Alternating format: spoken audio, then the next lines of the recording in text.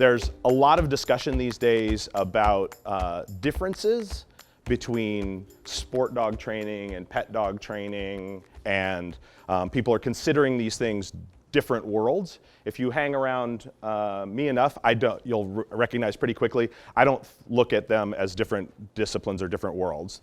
Dog training is dog training. The same principles apply.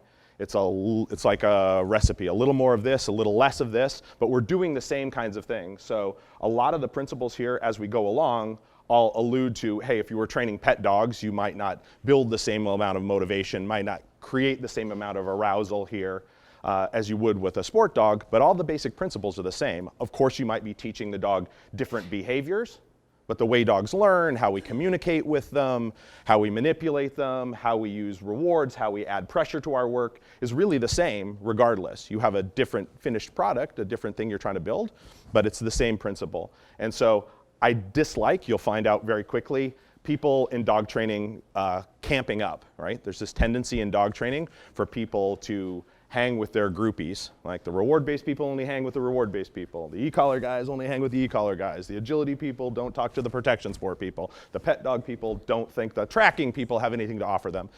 I don't like that. I've learned so much over the years in dog training by hanging out with people that thought about training differently than I did, right? And did different disciplines, and that opened my eyes to lots of methodologies that I've gotten to put into my toolbox over the years. And so I would encourage everyone to be open-minded as you go through your dog training journey.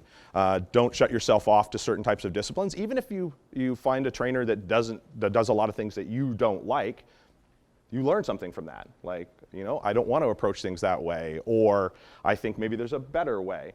And I found that we have a tendency now, this discussion of new training versus old school, traditional kinds of training. We run the risk a little bit of kind of throwing the baby out with the bathwater, as it will. Just because techniques are older doesn't mean they're not effective and they're not useful in certain situations.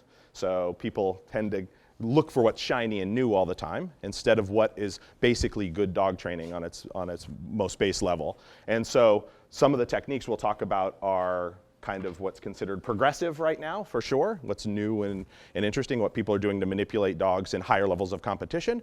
And some of it's very just good, solid, traditional dog training, right?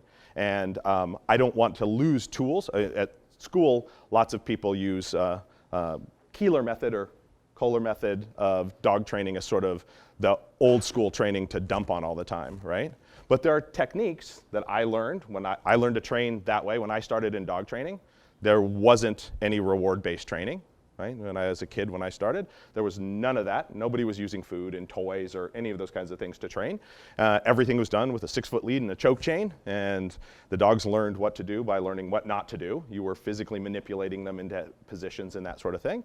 And although we don't train that way from the ground up anymore, there are things that I learned while doing that I find useful today still. I don't have to use them as often, but when I do, it's useful. And so don't discard the good just in quest for what's new, right?